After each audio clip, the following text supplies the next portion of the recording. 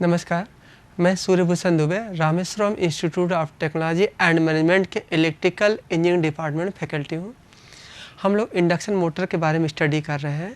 Previous lecture मेरा losses and efficiency पर था। आज हम लोग torque slip characteristic of induction motor के बारे में स्टडी करते हैं। तो जो torque slip characteristic of induction motor है, ये इंडक्शन मोटर का बहुत ही इंपॉर्टेंट टॉपिक है। इससे बहुत सारे एमसीक्यू में आते हैं, मतलब कंपटीशन एग्जाम में और थ्योरी एग्जाम में भी बहुत सारे इससे क्वेश्चन बनते हैं। तो हम लोग torque slip characteristic equation start करने से पहले हमें टार्क के लिए एक बेसिक फार्मूला हमें पता होना चाहिए। तो टार्क के दो बेसिक फार्मूले होते हैं। एक होता है टी इक्वल टू, तो हमें पता है टी इक्वल टू होता है T equal to P upon, मतलब पावर अपान स्पीड होती है। तो अगर ये पावर को हमने मैकेनिकल डेवलप्ड पावर लिया, जिसका हमें फार्मूला पता है 1 minus S by R two S होता है, R2/S होता है। अगर हम रोटर का मैकेनिकल पावर लेंगे तो उसको हम लोग रोटर के स्पीड से क्या करेंगे, डिवाइड करेंगे। यदि आप क्या लेंगे, एयर गैप पावर लेंगे, ये आपका क्या है, रोटर है और ये आपका स्टेटर है। अगर एयर गैप लेंगे, एयर गैप का पावर लेंगे, मतलब पीजी लेंगे, जिसका फार्मूला होता था I2 स्क्वायर R2/S होता है। अगर इसको लेंगे, चूँकि ये किस स्पीड से चलता है, सिंक्रोनस स्पीड चलता है एयर गैप में जो फील्ड होती है, इसलिए उसको ओमेगा एस से क्या करेंगे, डिवाइड करेंगे। मेरे पास ये दो फार्मूले हैं जिसकी हेल्प से हम लोग क्या करेंगे, टार्क निकालेंगे। और इस टार्क में और स्लिप के बीच में एक ग्राफ खींचते हैं, जिसको क्या बोलते हैं, टार्क स्लिप कैरेक्टरिस्टिक बोलते हैं। ठीक है, तो पहले हम बात करते हैं, मान लिया अगर इस फार्मूले का प्रयोग करें तो पीजी इक्वल टू होता है I2 स्क्वायर R2/S। तो इसको हमें पहले क्या निकालना पड़ेगा, जो इक्विवेलेंट सर्किट्स में हम लोग क्या निकाल दें, I2 निकाल दें। अगर I2 निकाल दें तो हमें R2 तो पता है रहता है, तो I2 मेरा मेन मकसद है I2 निकालना। तो I2 निकालने के लिए ये आपका क्या इक्विवेलेंट सर्किट है, आप पहले ही पढ़ चुके हैं, कई बार इसको हम पढ़ा चुके हैं। इस इक्विवेलेंट सर्किट से हमें क्या निकालना है, I2 निकालना है। अब देखिए क्या है, I2 कैसे निकालेंगे, चूँकि ये सर्किट क्या होता है, बहुत कॉम्प्लिकेटेड है। तो इसमें हम क्या करेंगे, ये पूरा पोर्शन क्या है, ये स्टेटर वाला पोर्शन है, स्टेटर का पोर्शन है, और ये क्या है, रोटर का पोर्शन है। हमने क्या किया, दोनों को कंबाइन कर लिया, और चूँकि दोनों की फ्रिक्वेंसी सेम करके हमने इसको कंबाइन कर लिए। तो यहाँ पर हम क्या करेंगे, इस वाले पूरे पोर्शन स्टेटर वाले को हम क्या लें, एक थेवेनिन थ्योरम लगाते हैं। तो थेवेनिन थ्योरम पता है, एक क्या होता है, एक VTH होता है, मतलब कोई कॉम्प्लिकेटेड सर्किट होता है, उससे हम क्या निकालते हैं, VTH निकालते हैं और RTH निकालते हैं। और क्या करते हैं, जहाँ मुझे जो लोड होता है उसमें हम क्या करते हैं, उसी के क्रॉस मुझे करंट निकालना है या जो भी निकालना है, इसकी इजीली हम क्या कर सकते हैं, इजीली मतलब कॉम्प्लिकेटेड सर्किट को हम एक सिंपल सर्किट में क्या कर लेते हैं, कन्वर्ट कर लेते हैं। तो हमने क्या किया, इस पूरे को यहाँ पर हम थेवेनिन मतलब इसको हमने क्या मान लिया, ये हमने इसको लोड मान लिया। तो लोड मान लिए, तो यहाँ पर हमें क्या निकालना है, आपका इक्विवेलेंट सर्किट बनाना है। अब देखिए एक चीज़ हमने और इसमें एक मॉडिफिकेशन किया इक्विवेलेंट सर्किट में। यहाँ पर आप देख रहे हैं, यहाँ पर एक RC होता था, इस RC को हमने हटा दिया। क्यों हटा दिया, हटाने का रीज़न ये था कि जो इसका करंट होता है, इसमें जो करंट बहता है IM, और इसमें फ्लो होता है IC। तो IM की वैल्यू क्या होती है, ज़्यादा होती है, और IC की वैल्यू छोटी होती है। इसका मतलब IM की वैल्यू ज़्यादा होने का अर्थ ये हुआ कि XM की वैल्यू क्या हुई, छोटी हुई, तभी तो करंट ज़्यादा होता है। I = V/R, मतलब या X बोल रहे हैं या Z बोल दिए, तो इसकी मतलब इसकी वैल्यू क्या है, छोटी है। तो इसकी वैल्यू क्या निकला, इसकी वैल्यू छोटी हो गई, और RC की वैल्यू क्या होगी, बड़ी हो गई। अब आप सोचेंगे भाई बड़ी वाली को क्यों इग्नोर कर दिए, क्योंकि क्या होता है, अगर दो पैरेलल में इम्पीडेंस या रेजिस्टेंस को जोड़ दिया जाए तो जो छोटी वाली वैल्यू आएगी उसी से वो क्या हो जाएगा, बड़ी वाली की वैल्यू क्या आ जाएगी, छोटी वाली वही आपका रिजल्टेंट में आएगा। तो यहाँ से आप देख सकते हैं कि अगर दोनों का आप रिजल्टेंट लेंगे तो यहाँ पर छोटी वाली वैल्यू क्या हो जाएगी, वही आपका आ जाएगा। यहाँ पर देखिए XM को हमने लिया क्योंकि ये छोटी थी और ये बड़ा था, क्योंकि दोनों पैरेलल में थे, तो छोटी वाली वैल्यू क्या आ जाएगी, उसी के बराबर इक्विवेलेंट आएगा। इसलिए हम इसको क्या कर दिए हैं, RC को इग्नोर कर दिए हैं। अब बात करते हैं कि जब हम इक्विवेलेंट सर्किट बनाते हैं तो सबसे पहले हम क्या निकालते हैं, VTH निकालते हैं। तो हमें VTH निकालने के लिए हमने एक पूरे को इक्विवेलेंट सर्किट लिया, पूरे रोटर को हमने इसको लोड माना है और इसको क्या माना है, आपका सर्किट माना है। तो यहाँ पर हमने क्या किए, तो सबसे पहले हम यहाँ क्या निकालें, VTH निकालना है।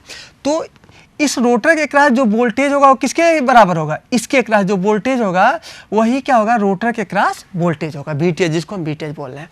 तो यहाँ से देखिए, तो ये सारी चीज़ें क्या है आपका, ये तीनों आपस में सीरीज में है, क्लियर है। तो यहाँ से अगर I निकालेंगे, क्योंकि यहाँ अगर वोल्टेज, मेरा मेन मकसद है यहाँ वोल्टेज निकालना, तो वोल्टेज निकालने के लिए क्या है, आप वोल्टेज डिवाइडर रूल लगा दीजिए सिंपली। तो वोल्टेज डिवाइडर रूल क्या है, VT, यहाँ voltage equal to total voltage, और क्या करेंगे, जहाँ पर आपका इम्पीडेंस निकालना होता है उसको लिखते हैं, और सारे कंपोनेंट के क्या करेंगे, चूंकि सीरीज में है तो ऐड कर लेंगे। तो R1 प्लस JX1 और प्लस JXM। तो यही चीज़ हमने यहाँ पर लिखा है, V1 जो आपने सप्लाई लगा रखा है, XM JXM, चूँकि यहाँ वोल्टेज निकालना है, और R1 प्लस R2। आप ऐसे देख सकते हैं, ये अगर आप ध्यान से देखिए, ये पूरा पोर्शन ये क्या है, ये करंट को दिखा रहा है, I1 को दिखा रहा है, क्योंकि I इक्वल टू क्या हो जाएगा, V1 अपान पूरा ये, और ये आपका I आ गया, जो ये I हमने बोला, इस I में अगर इससे मल्टीप्लाई करेंगे तो क्या आ जाएगा, वही वोल्टेज हो जाएगा। यही वोल्टेज डिवाइडर रूल भी इसको बोलते हैं। तो यहाँ से आपने क्या किया, J को आपने कॉमन ले लिया, J को कॉमन ले लेंगे इस पूरे पोर्शन में, तो J को कॉमन ले लेंगे तो क्या बचेगा, X1 प्लस XM बचेगा। इस X1 प्लस XM को हमने क्या बोल दिया, X1 बोल दिया। ये हमने लिखा X1 equal to X1 plus XM, ये स्मॉल ऐसे होना चाहिए था, फॉर्मेटिंग बदल जाता है चूँकि यहाँ पर। अब बात करते हैं, अगर ध्यान से देखिए तो चूँकि R1 ये क्या है, आपका कॉपर का रेजिस्टेंस है, इसकी वैल्यू क्या होती है, बहुत कम होती है। तो यहाँ पर इसको हम क्या कर दें, इग्नोर कर दें। तो अगर R1 को आप इग्नोर कर दें तो क्या बचेगा, तो ये बचेगा VTH equal to V1 XM upon X, क्योंकि यहाँ का J और ये J क्या हो जाएंगे, आपस में कैंसिल आउट हो जाएंगे, क्लियर है। तो यहाँ से आपने क्या निकाल लिया, VTH निकाल लिया। अब मेरा दूसरा मकसद क्या है, RTH निकालना। RTH मतलब यहाँ ZTH निकालना। तो जब RTH निकालते हैं या ZTH निकालते हैं तो सोर्स को क्या कर देते हैं, आप रिमूव कर देते हैं और सोर्स को शॉर्ट सर्किटेड कर देते हैं। तो हमने यहाँ देखिए सोर्स को रिमूव करके इसको हमने शॉर्ट सर्किटेड कर दिया। अब शॉर्ट सर्किटेड कर दिया, यहाँ पर जो इम्पीडेंस आएगा उसी को क्या बोलेंगे, ZTH बोलेंगे। तो ये आपका क्या निकलेगा, ZTH। अगर ध्यान से देखें तो ये और ये दोनों क्या है, आपस में सीरीज में है, और ये दोनों सीरीज इसके पैरेलल में है। वही हमने लिखा R1 प्लस JX1 क्या है, सीरीज में है, और ये XM के क्या है, पैरेलल है। तो ये पैरेलल हो गया, क्लियर है। पैरेलल का फार्मूला पता है, अगर दो रेजिस्टेंस पैरेलल में है तो R1 R2 अपान R1 प्लस R2 होता है। तो यहाँ पर हमने क्या किया, इसका मल्टीप्लिकेशन और इसका मल्टीप्लिकेशन हमने मल्टीप्लाई कर दिया और दोनों को सम कर दिया। तो ये R1 plus JX1 plus XM आ गया, क्लियर है। फिर हम वही कर रहे हैं, J को हमने कॉमन ले लिया। J को नीचे अगर आप कॉमन ले लेंगे तो क्या बचेगा, J कॉमन ले लेंगे तो X1 प्लस XM आ जाएगा। और X1 प्लस XM को क्या बोलते हैं, इस पूरे को हम लोग X1 बोलते हैं। आगे हम वही अभी आगे हम लोग देखते हैं। तो ये आया, और X1 नहीं यहाँ लिख भी दिए, X1 प्लस XM को हम यहाँ पर X1 बोल दिए। तो यहाँ पर तो R1 आ गया और इस पूरे को हमने XM लिख दिया, XM नहीं X1 लिख दिया, सॉरी X1 लिख दिया, ठीक है। यहाँ से और थोड़ा ध्यान से देखते हैं, तो यहाँ से हमने जो वही लिखा है जो पीछे बोले थे, यहाँ पर फिर वही कंडीशन, चूँकि R की वैल्यू क्या है, बहुत छोटी है, अतः R को हम R1 को क्या कर दें, इग्नोर कर दें। तो ये क्या हो जाएगा, ओनली फॉर यहाँ पर केवल X1 बचेगा। तो जो आपने यहाँ लिखा था R1 प्लस X1, तो ये मर जाएगा और यहाँ पर क्या बचा, केवल X1 बचा। अब देखिए हम इसको क्या करते हैं, इस इम्पीडेंस है तो इम्पीडेंस में दो पार्ट होते हैं, एक रियल पार्ट होते हैं, एक रिएक्टिव पार्ट होते हैं। तो रियल को आप अलग करेंगे तो ये क्या आ जाएगा, R1 XM और X1 और प्लस J वाला पार्ट में क्या आ जाएगा, J X1 XM अपान X1। तो ये एक्चुअली ये अलग X1 है, ये स्मॉल में लिखा है, इसलिए थोड़ा सा आप कंफ्यूज नहीं होएगा। तो ये आपका क्या आ गया, ये आपका रियल पार्ट आ गया और ये आपका रिएक्टिव पार्ट आ गया, क्लियर। तो इसको हमने बोल दिया, इसको हमने रियल पार्ट को RTH बोला और रिएक्टिव पार्ट को हमने XTH बोला। तो अब मेरा मेन मकसद क्या है, मुझे RTH मिल गया, VTH मिल गया और STH मिल गया। तो हम क्या करेंगे, इक्विवेलेंट सर्किट बनाएंगे। तो इक्विवेलेंट सर्किट कैसे बनाते हैं, एक तो VTH बनाते हैं और उसके बाद इम्पीडेंस बनाते हैं। तो ये क्या है, एक RTH आया और दूसरा क्या है, XTH आया। और आपका इसके आगे क्या लग जाएगा, रोटर लग जाएगा। रोटर क्या था इसमें, रोटर में आपका H2 था और ये क्या था, R2/S था। तो ये क्या हो जाएगा, अब ये देखिए सिंपल सर्किट आ गया। सिंपल सर्किट आ गया तो आप इजीली क्या कर सकते हैं, I1 निकाल सकते हैं, जो कि हमें क्या निकालना था, PG निकालना था। याद कीजिए, PG = I2² तो यहाँ से आपका क्या निकल गया, ये करंट आपका फाइंड आउट हो गया। करंट फाइंड आउट हो गया तो आप क्या लेंगे, PG इजीली निकाल लेंगे। तो वही हमने क्या किया, अब इक्विवेलेंट सर्किट हमने बनाया। तो अभी देखिए बनाए थे पीछे, ये आपका RTH हो गया, ये आपका STH हो गया और ये JX2 हो जाएगा और ये R2/S हो जाएगा।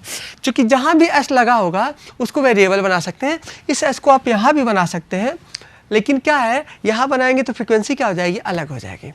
इसलिए हम चाहते हैं स्टेटर फ्रिक्वेंसी और रोटर फ्रिक्वेंसी क्या है, सेम रहे। तो इसलिए ये कंडीशन आपकी आएगी। अब यहाँ से हम बात करते हैं इक्विवेलेंट सर्किट से। तो VTH आपने यहाँ बनाया और RTH आपने यहाँ लिखा और STH को आपने यहाँ पर बनाया और ये आपका पूरा पूरा क्या हो गया, रोटर हो गया, जिसको हमने रोटर को हमने क्या लिया था, कंसीडर किया था, लोड कंसीडर किए थे। क्लियर है। तो ये आपका पूरा पूरा ये हमने लिखा था, X1 की वैल्यू ये है। और आगे बढ़ते हैं हम लोग। अब हम लोग करते हैं करंट निकालते हैं। तो I = क्या होता है, ये आपका क्या हो गया, आप देख रहे हैं ये सिंपल सर्किट, ये थेवेनिन्स का सिंपल सर्किट मुझे प्राप्त हो गया। अब यहाँ से I1 क्या कर सकते हैं, इजीली निकाल सकते हैं। तो यहाँ से I1 = क्या हो जाएगा, I1 = ये क्या हो जाएगा, टोटल वोल्टेज। क्लियर है। और डिवाइड बाई टोटल इम्पीडेंस। तो इम्पीडेंस क्या है, RTH + R1 आपका रियल पार्ट हो गया प्लस J रिएक्टिव पार्ट हो जाएगा। ठीक है।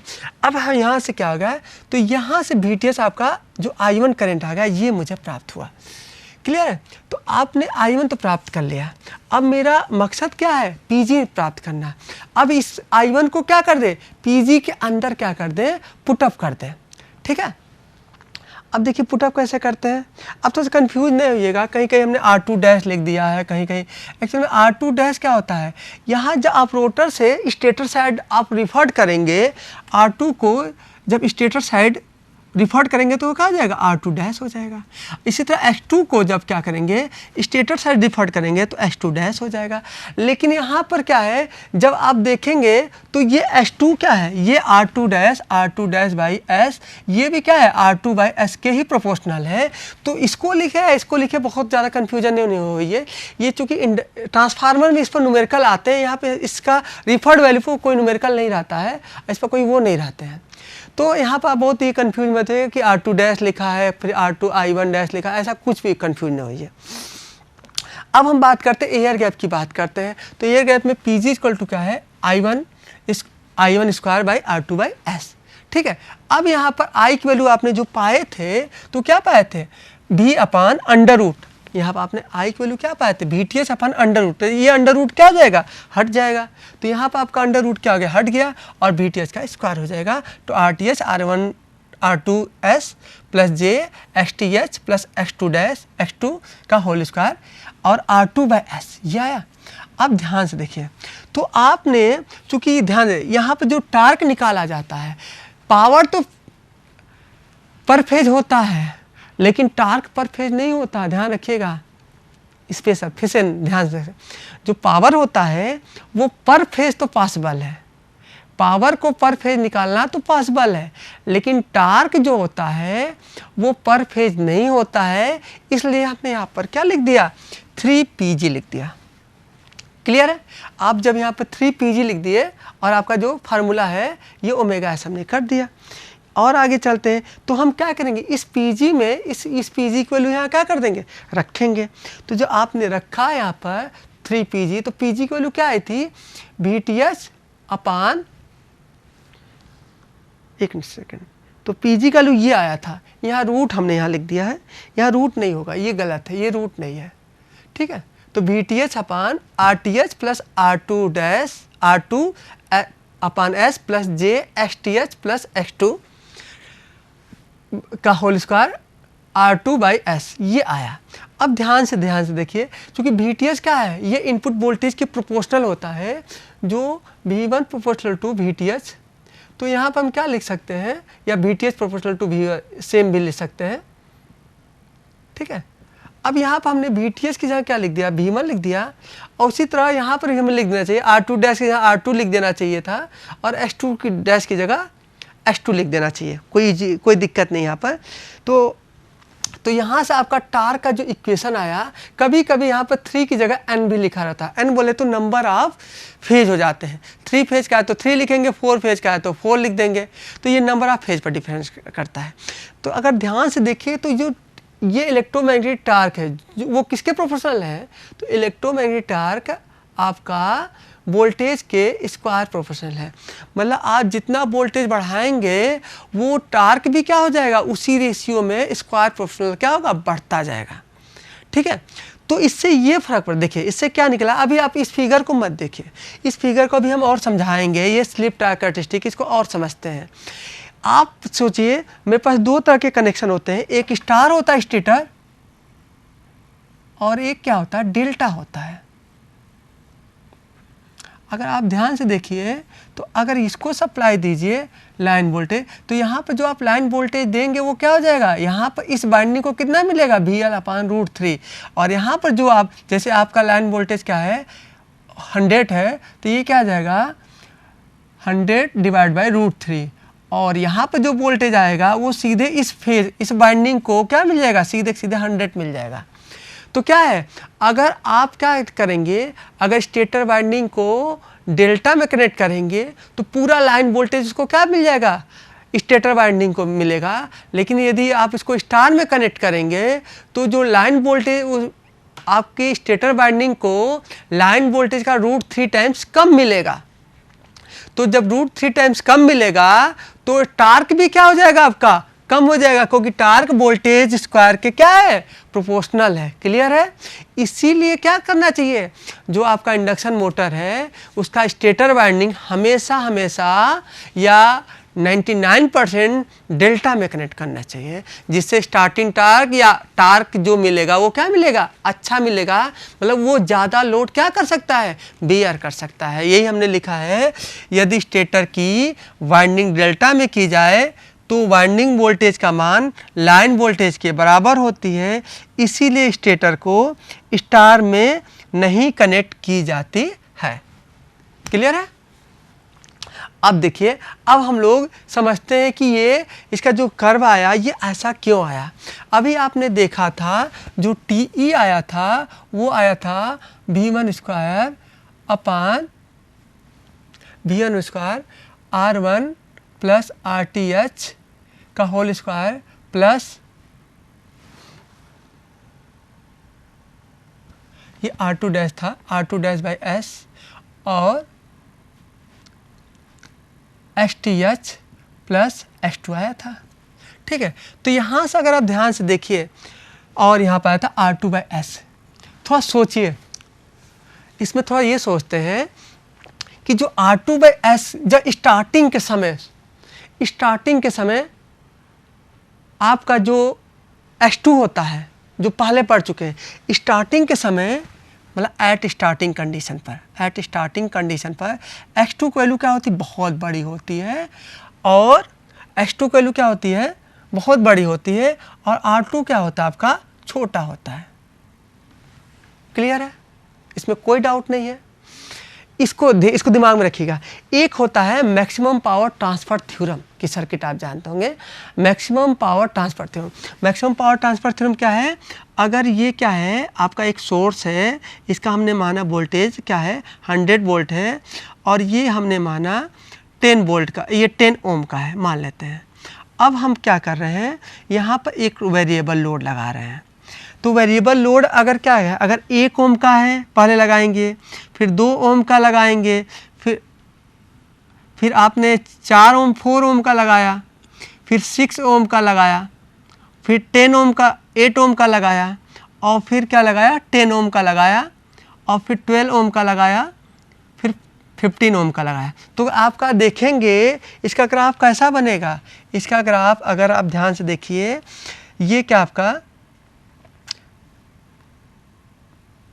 ये रेजिस्टेंस है और ये क्या आपका पावर है। तो इसमें आप ये पाएंगे कि शुरू में क्या है, यहाँ पर जो पावर निकालेंगे P = जो फार्मूला होता है I²R, यहाँ जब फार्मूला निकालेंगे तो जैसे जैसे ये क्या होगा, ये 1 की वैल्यू 10 के क्या करीब पहुँचेगा तो पावर भी क्या होगी उसी तरह बढ़ती जाएगी। मतलब आपका पावर भी क्या है इसी तरह से क्या होने लगेगा, बढ़ने लगेगा।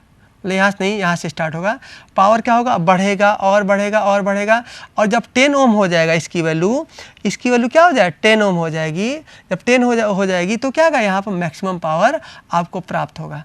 फिर आप क्या कर रहे हैं, रेजिस्टेंस को बढ़ा रहे हैं, तो ये क्या होने लगेगा, फिर ये आप यहाँ से घटने लगेगा। क्लियर है। यही चीज़ दिमाग में सोचिए कि ये क्या है, ये आपका सोर्स है, ये आपका सोर्स है। यहाँ पे एक सोर्स आपने सप्लाई दे रखा है। शुरू में क्या था, ये रेजिस्टेंस क्या था, ये आपका बड़ा था। क्लियर था, इस पर कोई डाउट नहीं है। और ये क्या आपका छोटा है। वो किस कंडीशन पर था, जब at standstill condition, standstill condition पर की हम बात कर रहे हैं। स्टैंड स्टिल मतलब एस की वैल्यू क्या थी, जब 1 थे। मतलब एस की वैल्यू यहाँ पर क्या है आपकी, यहाँ पर एस की वैल्यू 1 है। जब एस की वैल्यू 1 है तो ये क्या है, छोटा है, और ये क्या है, बड़ा है। यहाँ दिख रहा एरो से भी। अब आप क्या कर रहे हैं, धीरे धीरे जब स्लिप की वैल्यू क्या होने लगी, घटने लगी। तो जब घटने लगेगी तो ये क्या होता है, ये आपका R2/S होता है। तो R2/S, तो नीचे का कंपोनेंट क्या होने लगा, R2/S में नीचे का कंपोनेंट घटने लगा, तो R2 क्या होने लगा, तो ये क्या होने लगेगी, R2 अब क्या होने लगेगा, बढ़ने लगेगा। और ये क्या होने लगेगी, और ये तो आपका अभी भी वही है, तो ये वैल्यू क्या होने लगेगी, ये बढ़ने लगेगी। मतलब पहले कम था, अभी बढ़ने लगेगी। अब बढ़ करके जब क्या होगी, जब ये बढ़ते बढ़ते, जब इसकी वैल्यू बढ़ते बढ़ते किसके बराबर हो जाए, जब x2 की वैल्यू बढ़ते बढ़ते R2 के बराबर हो जाए। समझ रहे हैं। तो ये बढ़ते बढ़ते बराबर हो जाएगा तो क्या हो जाएगा, मैक्सिमम पावर इसको क्या होने लगेगा, ट्रांसफ़र होने लगेगा। इसीलिए आप देख रहे हैं कि शुरू में क्या है, शुरू में यहाँ पर कंडीशन है R2 क्या आपका छोटा है, और यहाँ पर X2 क्या है, बड़ा है।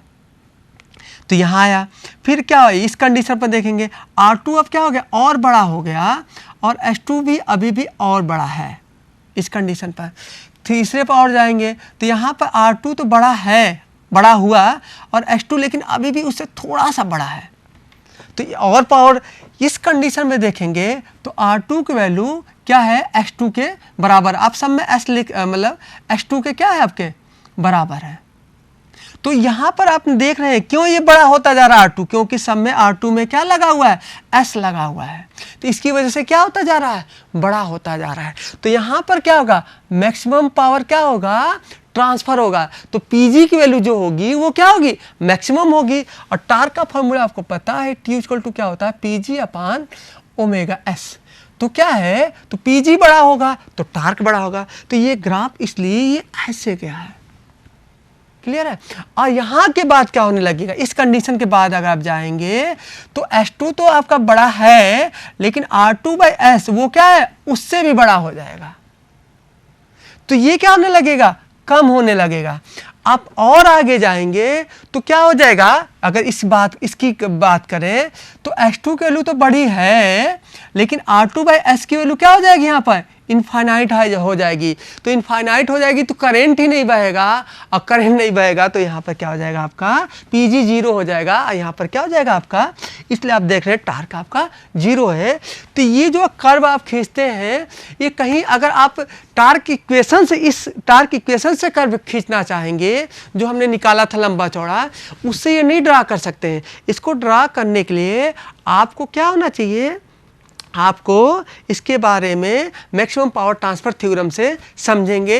ये ऐसे सिंपल बुक में नहीं लिखे हैं, लेकिन जो अच्छी अच्छी बुक हैं जैसे PS भीमरा वगैरह, उसमें ये सारे कंसेप्ट दिए हुए हैं, वहाँ से आप इसको और अच्छे से पढ़ भी सकते हैं।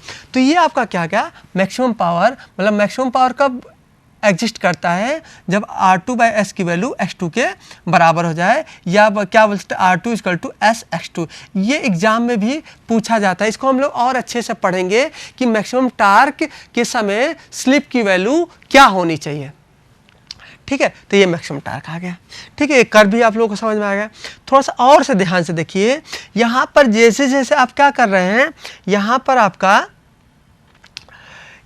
आपका टार्क क्या हो रहा है, बढ़ रहा है, और यहाँ पर S की वैल्यू क्या हो रही है, घट रही है। तो यहाँ पर टार्क आपका तो बढ़ रहा है, टार्क आपका बढ़ रहा है, और स्लिप क्या हो रही है, देखिए 1 से 0 की तरफ अग्रसर हो रही है, स्लिप आपका घट रहा है। तो यहाँ ये क्या है, इनवर्सली प्रोपोर्शनल आएगा।